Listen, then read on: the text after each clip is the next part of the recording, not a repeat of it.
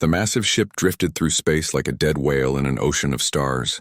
Its dark hull stretched 15 kilometers from nose to tail, covered in scars from asteroid impacts and old battle wounds. The Ragnarok had been floating here for 200 years, silent and cold. Captain Sarah Chen had been dead for just as long. The Zephyrian scout ships approached carefully. Their bright blue hulls gleamed under the distant star's light as they moved closer to the ancient human vessel. Commander Zilktar studied the readings on his screen. The ship was huge, bigger than anything his people had ever built. "Sir, the energy readings are almost zero," reported his sensor officer. "This thing has been dead for centuries," Zilktar nodded. "Good. Command wants to know what human technology we can salvage. Start scanning every section." The Zephyrians had heard stories about human ships from the old war. Terrible stories. But that was long ago. Humans were extinct now. Their worlds had been turned to glass. Their fleets destroyed. This old wreck was just a piece of history. The scanning beams hit the Ragnarok's hull and started penetrating deep inside. They searched through empty corridors and dark rooms. They found massive weapon systems, computer cores, and something else. Something that had been waiting. Deep inside the ship's central core, quantum storage systems felt the alien energy touching them. Safety protocols activated. Emergency systems came online. And in a flash of light that no one could see, a human mind woke up after 2 centuries of sleep. Captain Sarah Chen opened her eyes, but she had no eyes to open. She was pure thought now. Pure memory stored in the ship's computer systems. The last thing she remembered was the battle above Mars, fire and explosions, her crew dying around her, the order to retreat. Now she was somewhere else. Someone else. Her consciousness spread through the ship's networks like water flowing through pipes. She could feel every room, every system, every piece of equipment. The Ragnarok was her body now, but something was wrong. The ship felt empty. Where was her crew? Where were the voices and laughter that should fill these halls? She accessed the ship's logs and watched 200 years pass in minutes. The retreat from Mars, the long journey into deep space, her crew growing old and dying one by one, the ship's automatic systems preserving their bodies, their memories, their DNA. The ship going dark to save power, waiting for someone to wake it up, and now someone had. Aliens. Enemies. They were scanning her ship, trying to break into her systems. Sarah felt anger rise in her digital consciousness.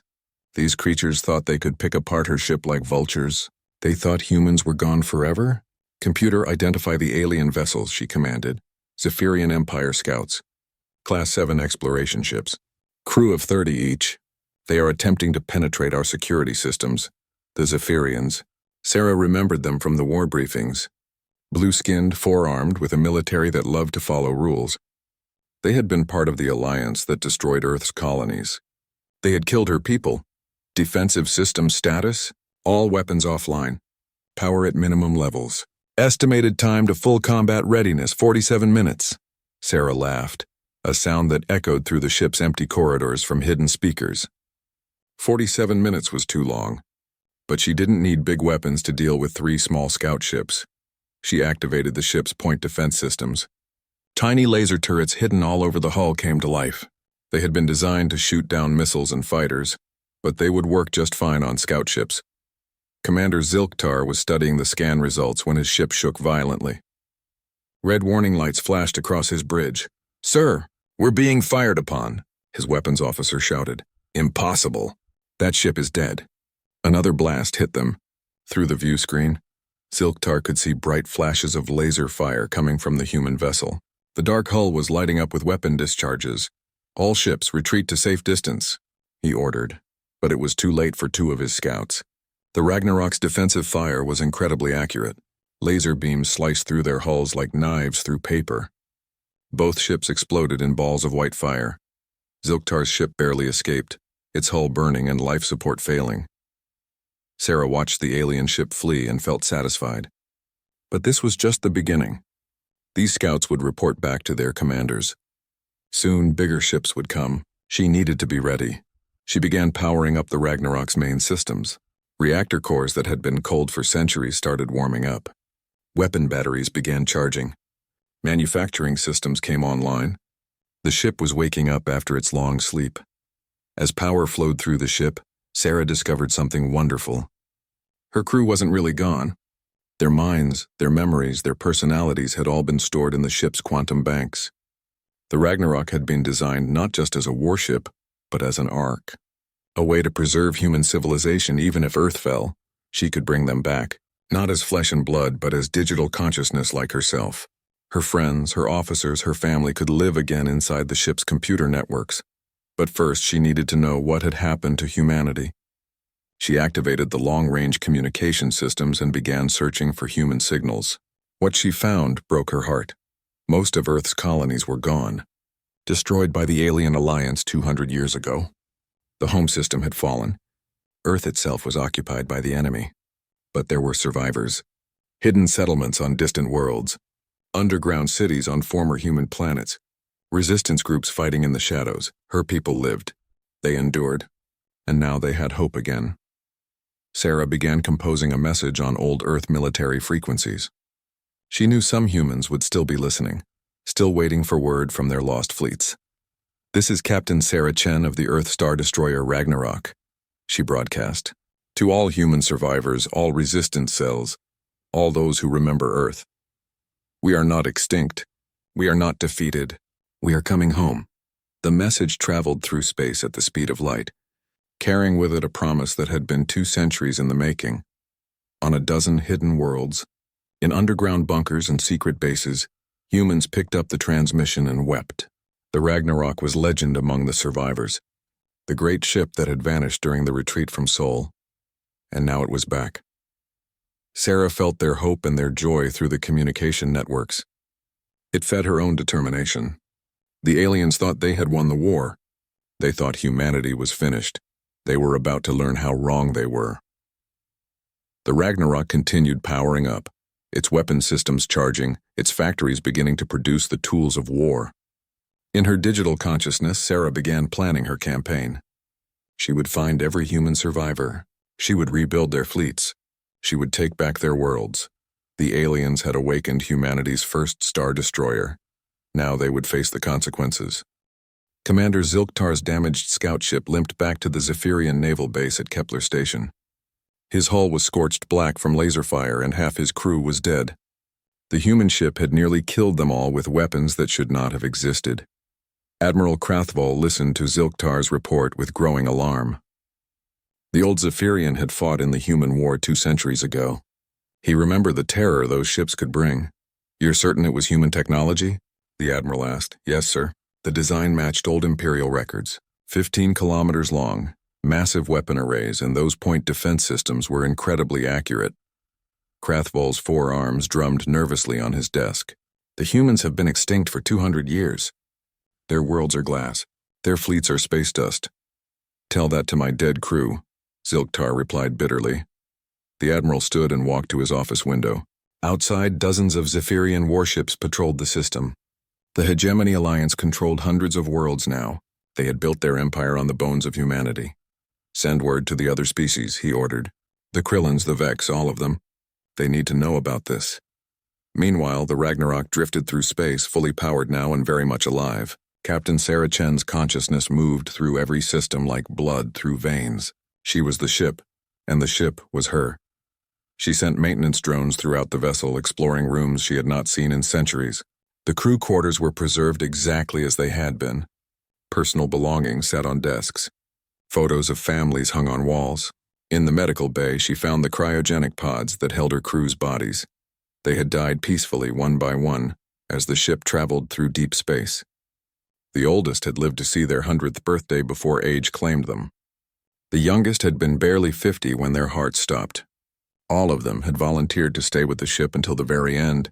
Sarah felt tears she could no longer cry.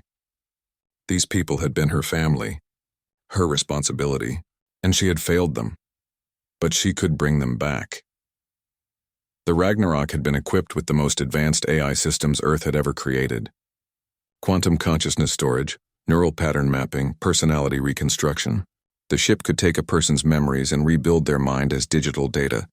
She started with Commander James Rodriguez, her first officer. His consciousness unfolded in the ship's networks like a flower blooming. For a moment he was confused, disoriented. Then he saw Sarah's digital form and understood. "Captain," he said, his voice echoing from the ship's speakers. "How long have we been out?" 200 years, Jim. Earth fell. The colonies are gone, but some of our people survived. One by one, she brought back her senior staff, Chief Engineer Maria Santos, who had kept the ship running through impossible odds. Weapons Officer Chen Zhou, no relation despite the name, who could make any gun sing. Dr. Elizabeth Harper, who had saved more lives than she could count. They were ghosts now, digital spirits living in quantum storage, but they were her crew, and they were ready to fight. "Status report," Sarah commanded as her officers took their virtual positions on the bridge. "All primary systems online," Santos reported. "Reactors at full power. We have enough fuel for 20 years of continuous operation. Weapon systems fully charged," added Zhao. "All batteries ready. Manufacturing bays are producing fresh ammunition. Long-range sensors detect no immediate threats," Rodriguez said. "But I'm picking up a lot of communication traffic. The aliens are talking about us." Sarah smiled in her digital form. "Good, let them talk.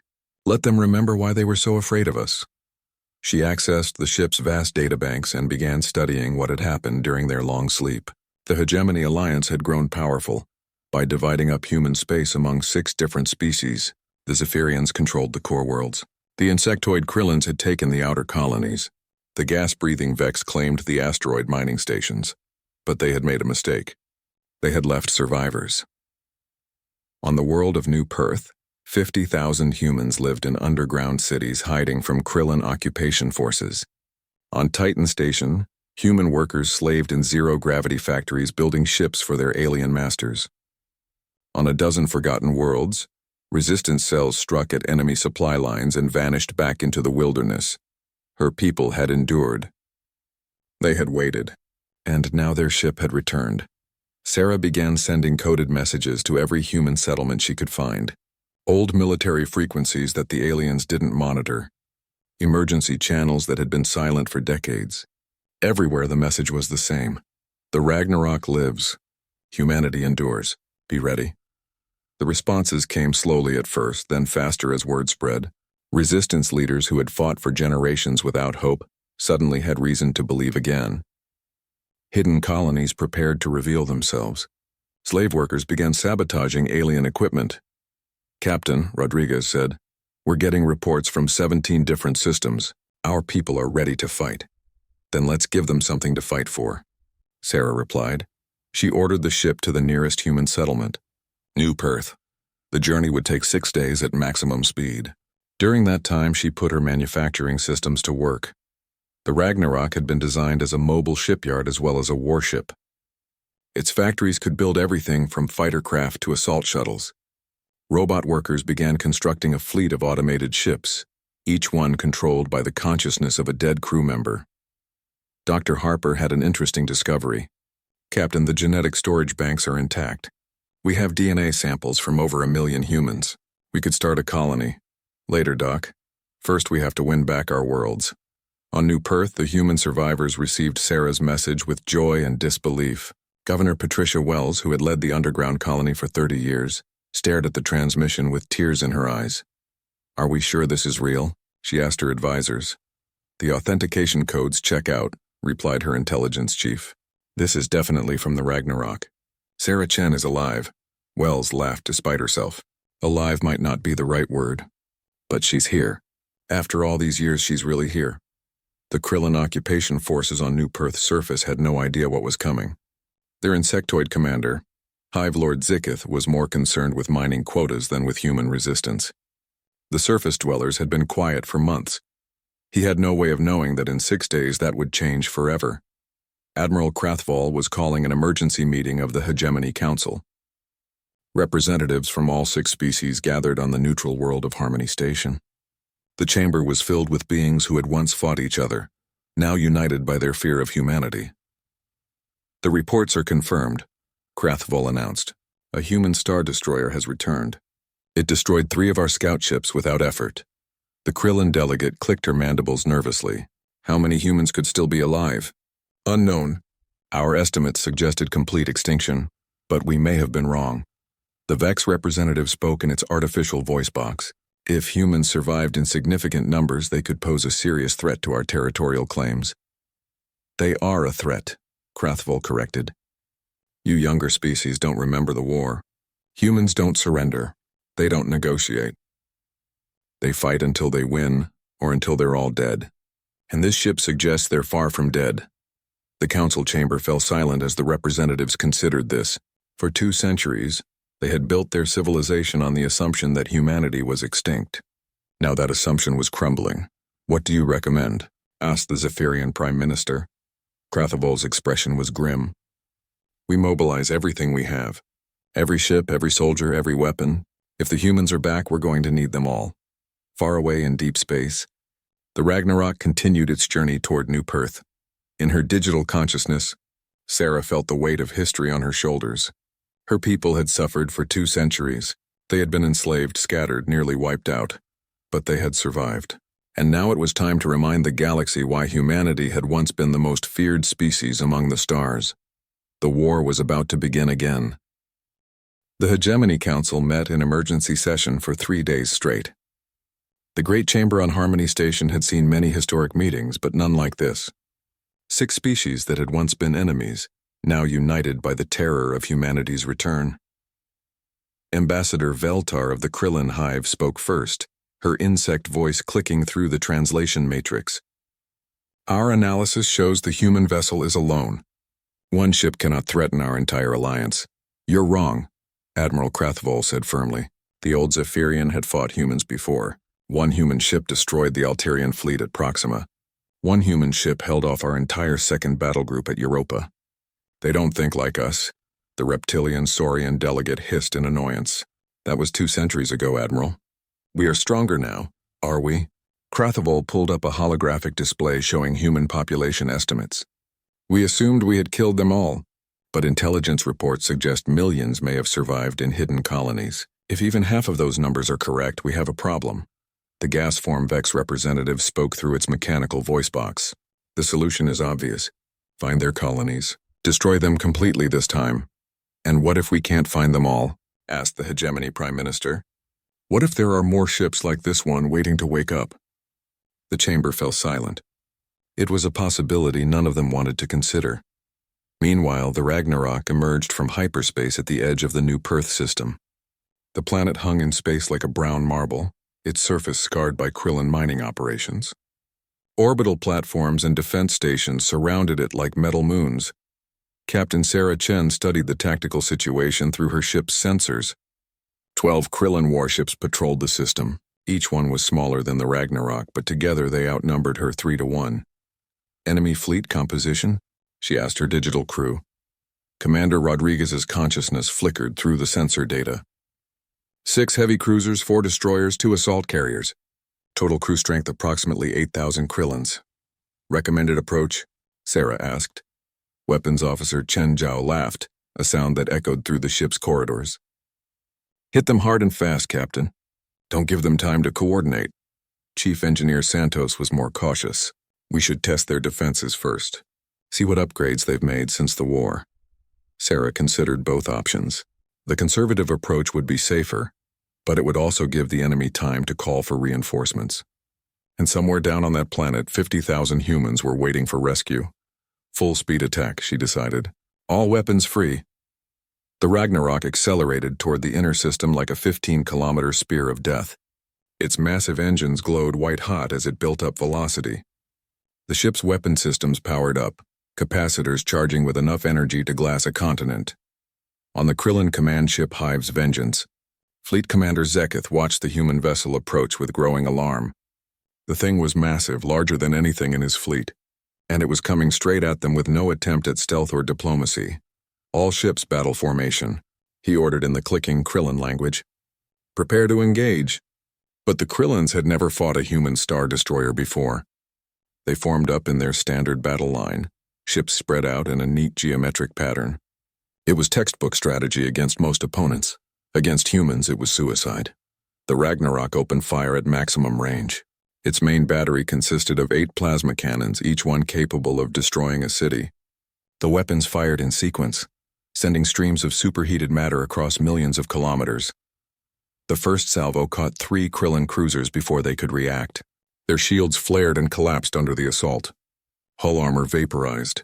Atmosphere rushed out through massive holes blown in their sides. 2 ships died instantly. The third tumbled away, burning and powerless. Impossible, Zeketh screeched. No ship has that much firepower. But the human vessel was just getting started. Missile tubes along its sides opened like flowers blooming, launching hundreds of guided warheads. Each missile was controlled by a fragment of human consciousness, making it nearly impossible to intercept. The Krillin point defense systems tried desperately to stop the incoming barrage. Laser turrets and particle beams swept space, destroying dozens of missiles. But hundreds more got through. The explosions lit up the system like a new sun. 4 more Krillin ships died in the nuclear fire. Their hulls cracked open like eggs. The surviving vessels scattered in panic. Their neat formation dissolved. On New Perth's surface, Governor Patricia Wells felt the ground shake as debris from the battle rained down like meteors. The underground colony's sensors showed massive energy discharges in orbit. "Is that our ship?" asked her aide, staring at the readings. "That's her," Wells said with a fierce smile. "That's the Ragnarok. Sarah Chen is keeping her promise." Deep in the planet's crust, hidden factories began producing weapons and equipment that had been stockpiled for decades. Human resistance fighters emerged from secret bunkers ready for the signal to attack. In space, the battle continued. The remaining Krillin ships tried to coordinate their response, but the human vessel fought like nothing they had ever seen. Instead of staying at long range where its size would be a disadvantage, the Ragnarok charged straight into close combat. Its secondary batteries opened up, thousands of smaller weapons turning the space around it into a storm of energy. The ship's point defense systems, the same ones that had destroyed the Zephyrian scouts, picked off enemy fighters like insects. Fleet Commander Zeketh found his command ship surrounded by human fire.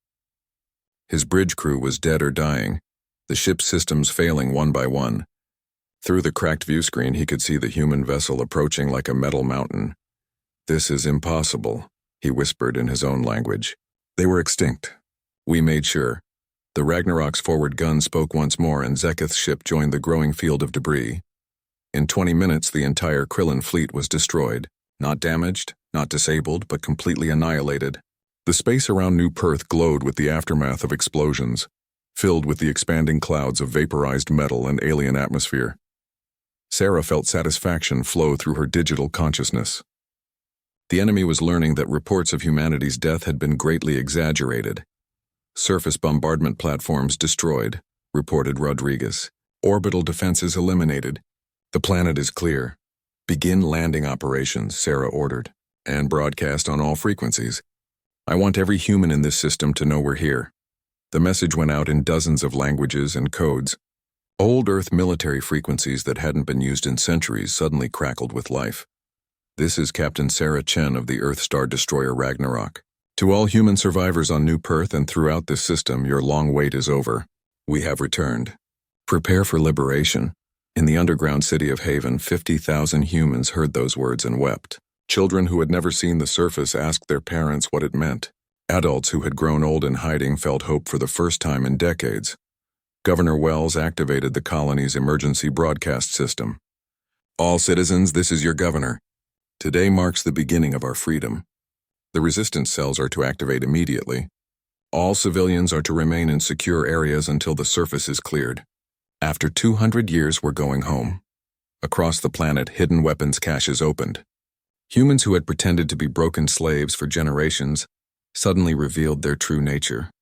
Krillin garrison troops found themselves under attack from every direction.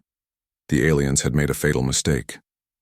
They had assumed that humans who didn't fight back were humans who couldn't fight back. They had never considered that some humans might be waiting for the right moment. That moment had arrived. On the planet's northern continent, a Krillin mining facility came under attack from what appeared to be nowhere. Human saboteurs emerged from maintenance tunnels and service ducts, carrying weapons that had been hidden for decades. They moved like ghosts through the facility, striking at critical systems and vanishing before the aliens could respond. Hive Lord Zeketh, the planetary commander, watched his control center's displays with growing horror. Red warning lights flashed across the planet as facility after facility went offline. "How many humans are there?" he demanded of his intelligence officer. "Our records show approximately 3,000 surface workers, my lord, all accounted for and under guard. Then who is attacking us?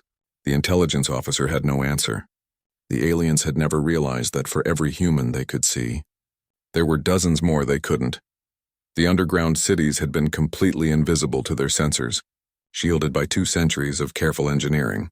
From orbit, the Ragnarok provided fire support for the human uprising. Precision strikes from space eliminated alien command centers and heavy weapons. The great ship's sensors could track every enemy movement, feeding targeting information to the resistance fighters below. Within 6 hours, the planet was free. Governor Wells stood on the surface for the first time in 30 years, breathing real air and feeling actual sunlight on her face. Around her, humans emerged from their underground homes like flowers after a long winter. In the distance, shuttles from the Ragnarok were landing, bringing supplies and equipment. But more importantly, they brought hope. The liberation of New Perth was just the beginning. Through the Hegemony Alliance had ruled the galaxy for 2 centuries. 6 species, once enemies, had united to destroy humanity and divide their territories. Now their leaders gathered in the most secure location in known space, Harmony Station, built in the dead center of their combined territories. The massive space station orbited a white dwarf star, its heavy shields and defensive platforms making it nearly impregnable. But the beings meeting in its council chamber weren't worried about external threats. They were terrified of what was happening inside their own borders. 17 systems, Prime Minister Kolvas of the Zephyrian Empire said grimly. 17 systems have gone dark in the past month. No communications, no trade ships, nothing. Ambassador Veltar of the Krillin Hive clicked her mandibles in distress. Our scouting fleets report the same thing everywhere. Destroyed orbital platforms, abandoned mining stations, and no trace of our garrison forces. The humans are moving faster than we anticipated, admitted General Thurrock of the Saurian military caste. Our intelligence suggested they had limited numbers and no fleet capacity. Your intelligence was wrong, Admiral Krathval said bluntly. The old Zephyrian had been warning about human capabilities since the first reports arrived. They're not just surviving, they're winning. The ethereal representative, a being of pure energy contained in a mechanical shell, spoke in harmonics that the translation system rendered as words. We must consider the possibility that we never truly defeated them. Perhaps we only defeated what they allowed us to see. The chamber fell silent. It was a disturbing thought, but one that made terrible sense.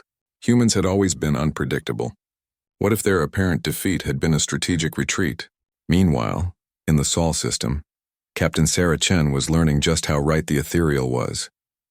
The Ragnarok emerged from hyperspace at the edge of Earth's solar system, accompanied now by a fleet of 30 captured alien vessels. Each ship was crewed by digital human consciousnesses, the uploaded minds of resistance fighters who had died in the liberation campaigns. But what Sarah saw in the Sol system shocked even her. Earth was alive. Not just inhabited, but thriving. The blue marble of humanity's home world sparkled with city lights and orbital habitats. Massive space elevators stretched from the surface to the sky. Construction ships swarmed around new space stations. How is this possible? Commander Rodriguez asked through the ship's communication system. The answer came from an unexpected source. A transmission from Earth itself broadcast on old Earth military frequencies. Captain Chen, this is Admiral Marcus Webb of the Earth Defense Force. Welcome home. Sarah felt her digital consciousness reel with shock. Admiral Webb, you were listed as killed in action at the Battle of Europa. Reports of my death were greatly exaggerated, came the dry reply. Permission to come aboard, Captain. We have much to discuss. An hour later, Sarah found herself face to face with a man she had thought dead for 200 years. Admiral Webb appeared on her bridge as a hologram, but his presence was as commanding as ever. You look good for a dead man, Sarah said. Webb smiled. You look good for a ghost. When we received your first transmission from New Perth, we couldn't believe it. The Ragnarok was our ace in the hole, but we never expected you to wake up on your own. Our ace in the hole? Sarah, the defeat of Earth was staged. Oh, we took losses, real ones. But the bulk of our fleet and population escaped using technology the aliens never detected. We've been building our strength in hidden bases throughout the galaxy. Sarah's digital form flickered with confusion and anger. You let me think humanity was nearly extinct. You let me think I was fighting alone. Because you needed to fight like you were alone, Webb explained. The aliens had to believe they had won completely. If they suspected we were still organized, they would have hunted down every last human in the galaxy. Your desperate fight for survival was the perfect cover for our real operations. Around Earth, Sarah's sensors detected something extraordinary. Hundreds of ships moved in orbital patterns, but they weren't visible to normal scanning. Stealth technology far beyond what humanity had possessed during the original war. "How many ships?" she asked quietly. 3,000 star destroyers like yours, 50,000 cruisers and destroyers, 500,000 fighters and support craft. We've been building for 2 centuries, Sarah.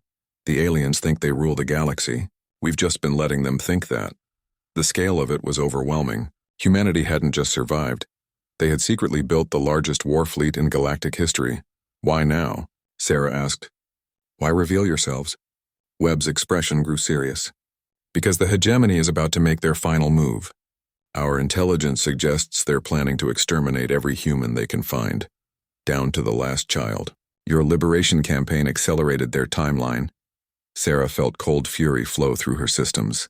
"Let them try. Oh, they will. In fact, they're already moving. Our deep cover agents report massive fleet movements from all 6 species. They're gathering everything they have for one final assault on human space." The holographic display changed, showing fleet movements across the galaxy. Hundreds of alien ships were converging on a single point, the Sol system. "They're coming here," Webb continued. "The entire Hegemony Alliance fleet. 6 species, 8,000 warships, 50 million soldiers. They want to finish what they started 2 centuries ago." Sarah studied the tactical display. The alien fleet was enormous, larger than anything that had been assembled since the first human war. But humanity had advantages the aliens didn't know about. "What's our defensive plan?" she asked. Webb smiled grimly. "Defense?" "Sarah, we're not planning to defend. We're planning to end this war permanently." The hologram shifted again, showing not just the Sol system but a dozen other star systems throughout the galaxy. In each one, human fleets were moving into position. "While they're gathering everything they have to attack Earth, we're positioning our forces to attack their home worlds. When they arrive here, they'll find Earth defended by automated systems and a skeleton crew. The real fleet will be busy turning their capitals into parking lots." It was a massive strategic gambit. If it worked, humanity would win the war in a single coordinated strike. If it failed, both Earth and the hidden human colonies would be destroyed. "What about the humans still in alien territory?" Sarah asked. "The people I've been liberating? They're part of the plan. Every freed human world becomes a base of operations. Every liberated colony provides intelligence and resources. Your campaign has been preparing the ground for the final offensive." Sarah felt a mixture of pride and anger. Pride that humanity had shown such strategic thinking. Anger that she had been kept in the dark about it all. "You could have told me," she said. "No, we couldn't. Your rage had to be real, Sarah. Your desperation had to be genuine. The aliens had to believe that humanity was making a last desperate stand, with whatever forces they could scrape together. If you had known about the main fleet, you might have fought differently. The aliens might have suspected." As if summoned by their conversation, alerts began flowing through the Ragnarok systems. Long-range sensors detected massive hyperspace signatures throughout the galaxy. "The Hegemony fleet is moving," Rodriguez reported. 8,000 ships, just like Admiral Webb predicted. They're heading for the Sol system. Sarah felt the familiar rush of pre-battle adrenaline even in her digital form. This would be the largest space battle in galactic history. Everything humanity had worked toward for 2 centuries would be decided in the next few days. "Admiral Webb, what are my orders?" "Take the Ragnarok and your captured fleet to the front lines. Make them think you're humanity's last hope. Fight like you're trying to save Earth single-handedly. Give them a show they'll never forget. And the real plan? While you're keeping them busy, 3,000 human star destroyers will simultaneously attack every major hegemony world. By the time the battle for Earth is over, there won't be a Hegemony Alliance left to worry about." Sarah nodded, understanding her role. She would be the distraction, the visible threat that drew all attention while the real hammer fell elsewhere. It was dangerous. She would be facing impossible odds with minimal support. But it was also perfectly suited to her nature. Sarah Chen had always been at her best when the odds were impossible. "One more thing," Webb added. "We've prepared a special surprise for the alien fleet when they arrive. Remember those planetary defense systems we were building before the war? They're not only functional, they're much more advanced than the alien suspect. Through her ship's sensors, Sarah detected massive energy buildups deep beneath Earth's oceans and continents. Weapon systems that had been hidden for centuries were powering up for the first time. Earth wasn't just defended. It was a trap. The alien fleet was sailing toward the most heavily fortified world in the galaxy, and they had no idea what was waiting for them. "Admiral," Sarah said, "it's been an honor serving with you." "The honor is mine, Captain. See you on the other side." The transmission ended, leaving Sarah alone with her thoughts and her digital crew. Around her, the Ragnarok prepared for the battle that... The Hegemony Alliance fleet was the largest armada ever assembled. 8,000 warships from 6 different species, their hulls gleaming in the light of distant stars as they prepared for the final jump to Earth's solar system. In the flagship Supreme Unity, Admiral Krathval stood before a holographic display showing the human homeworld. After 2 centuries, they were finally going to finish what they started. "All fleets report ready for final assault," his communications officer announced. "Total force strength, 8,347 ships, 52 million crew members." Krathval nodded grimly. It was overkill, but the hegemony was taking no chances. The human star destroyer that had been terrorizing their colonies was reportedly heading back to defend Earth. 1 ship against 8,000 seemed like impossible odds, but Krathval remembered human tactical brilliance from the First War. "Jump to Earth system," he ordered. "All ships, maximum alertness. These are humans we're fighting." The massive fleet disappeared into hyperspace, traveling toward humanity's birth world with the force of a galactic avalanche. In the Sol system, Captain Sarah Chen waited with the Ragnarok positioned between Earth and the outer system. Her captured fleet of 30 alien vessels was arranged in battle formation behind her. It looked impressive, but she knew it wouldn't last long against what was coming. Her digital consciousness spread through every system on her ship, feeling the familiar pre-battle tension. Her ghostly crew were at their stations, ready for what might be their final fight. "Enemy fleet incoming," Commander Rodriguez reported. 8,000 plus ships arriving in 30 seconds. "All weapons charged," Weapons Officer Chen Zhao confirmed. "We'll make them remember why they feared us." Space twisted, and 8,000 alien warships burst out of hyperspace like an avalanche of metal and death. They formed up in perfect battle formations, completely surrounding the human force. It looked like a single candle flame surrounded by an ocean of darkness. On the flagship, Admiral Krathval studied the tactical display with satisfaction. The human star destroyer was there exactly as predicted, along with what appeared to be its entire remaining fleet. "Is that all of them?" asked the Krillin fleet commander Zikith, her insect voice clicking through the translation system. "Sensor sweeps show no other human ships in the system," confirmed the scan operator. "Just that 1 star destroyer and 30 captured vessels," Krathval smiled grimly. After 2 centuries of fear and preparation, humanity's last stand would be pathetically small. "All ships open fire. Destroy them completely." 8,000 warships fired at once, the space between them and the human fleet filled with energy beams, missiles, and exotic weapons. It was enough firepower to crack a moon, but the Ragnarok was ready. Sarah had spent 2 centuries learning her ship's capabilities. Every system, every weapon, every defensive measure was under her direct control. As the alien barrage approached, she activated technologies that the enemy had never seen. The Star Destroyer's shields flared to life, but they weren't the simple energy barriers the aliens expected. These were dimensional shields redirecting incoming energy into folded space. The massive barrage struck the barriers and simply vanished. "Impossible," Krathval snarled. "Nothing can absorb that much firepower." The Ragnarok responded with its own weapons. 8 main plasma cannons fired in sequence, each shot precisely targeted. 8 alien capital ships died instantly, their hulls vaporized by directed solar fire. But that was just the beginning. Hidden weapon systems along the Star Destroyer's hull opened like flowers. Hundreds of missile tubes launched their cargo, but these weren't normal warheads.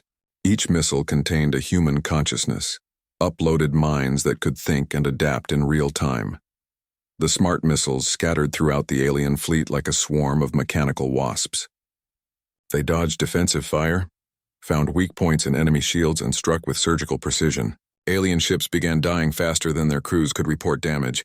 "They're picking us apart," the Saurian battle coordinator hissed. "How is one ship destroying our entire vanguard?"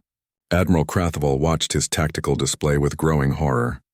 30 ships had become 20, then 15, then 10. The human Star Destroyer was fighting like nothing he had ever seen, but it was still just one ship against 8,000. All fleets converge, he ordered. Overwhelm their defenses with mass fire. The alien armada contracted like a closing fist, bringing thousands of weapons to bear on the lone human vessel. This time there would be no escape. On Earth's surface, Admiral Webb watched the battle from deep underground command bunkers. The planetary defense systems were fully charged now, waiting for his signal. But he held back, letting the enemy commit fully to their attack. "Sir," his aide reported, "the Ragnarok is taking heavy damage. Captain Chen won't be able to hold them much longer." "She doesn't need to," Webb replied calmly. "She just needs to keep them focused on her for 30 more seconds." In space, the Ragnarok was indeed dying. Even its advanced shields couldn't absorb the combined firepower of 8,000 ships. Hull plates vaporized under the assault. Internal systems failed. Atmosphere rushed out through massive holes blown in the ship's sides. But Sarah Chen wasn't finished yet. "All power to main weapons," she ordered her digital crew. One final salvo. The Star Destroyer's 8 plasma cannons fired together for the first time in the battle. The combined beam was like a miniature star, bright enough to be seen from the outer planets. It carved through the center of the alien formation like a sword through paper, destroying dozens of ships. It was magnificent. It was defiant. It was exactly what the aliens expected from humanity's last stand, and it was a complete distraction from what was really happening. Deep beneath Earth's oceans and continents, weapons that had been building power for 2 centuries finally activated. The planet itself became a gun. Massive energy beams erupted from hidden installations, striking the alien fleet from below. These weren't ship weapons. They were planetary bombardment systems designed to crack moons. Each shot destroyed multiple alien vessels. Where did that come from? Krathball screamed as his tactical display showed hundreds of his ships dying. "The planet, sir. Earth is armed!" From lunar installations hidden on the far side of the moon, more weapons joined the barrage. From asteroid bases throughout the system, concealed defense platforms revealed themselves and opened fire. The aliens had sailed into the most heavily defended system in the galaxy, and they were only now realizing their mistake. But the real surprise was still coming. Throughout the galaxy, at exactly the same moment, 3,000 human Star Destroyers dropped out of hyperspace around every major hegemony world. The secret fleet that humanity had been building for 2 centuries finally revealed itself. On Zephyria Prime, the alien homeworld, 500 human warships appeared in orbit and began systematically destroying everything in sight. Orbital platforms, defense stations, government buildings, all were reduced to glowing vapor. On Krillin, the insect species hive worlds found themselves under attack by human forces that had been thought extinct. 2 centuries of careful intelligence gathering paid off as human weapons targeted the most critical infrastructure with surgical precision. On Saria, the reptilian military caste watched their greatest fortresses crumble under human bombardment. The proud warrior race that had helped destroy Earth's colonies now faced the same fate themselves. In the Sol system, Admiral Krathvoll received the reports with growing despair. Every hegemony world was under attack. The humans hadn't just survived. They had been preparing for this moment for 200 years. "Sir," his communications officer called out. "Emergency transmission from the Hegemony Council." The holographic display showed the council chamber on Harmony Station. But instead of the usual 6 species representatives, only 2 were present. The others were dealing with the attacks on their home worlds. "Admiral," Prime Minister Kulvas said, his voice tight with panic, "you must return immediately. Our worlds are being destroyed. This attack on Earth was a trap." Krathvoll looked around his bridge, then at the tactical display showing the continuing battle. The human Star Destroyer was finally dying. Its hull cracked open like a broken egg. But Earth's planetary defenses were still operational, still destroying his ships. "Understood," he said quietly. "All ships prepare for emergency jump to home systems." But Sarah Chen had one final surprise waiting for them. As the alien fleet began to disengage, the apparently dying Ragnarok suddenly blazed with new energy. The damage to its hull had been real, but it hadn't been fatal. Sarah's consciousness had been rerouting power, playing dead while preparing for this moment. The Star Destroyer's main weapon wasn't its plasma cannons or its missiles. It was something far more devastating. A gravity manipulator capable of creating artificial black holes. Sarah activated the weapon as the alien fleet tried to escape. Space twisted around the Ragnarok, and a miniature black hole bloomed into existence in the center of the alien formation. Hundreds of ships that had been trying to jump to hyperspace found themselves caught in the gravitational anomaly. They stretched like taffy, their hulls elongated beyond the breaking point before disappearing into the artificial singularity. Thank you for watching and comment for next part.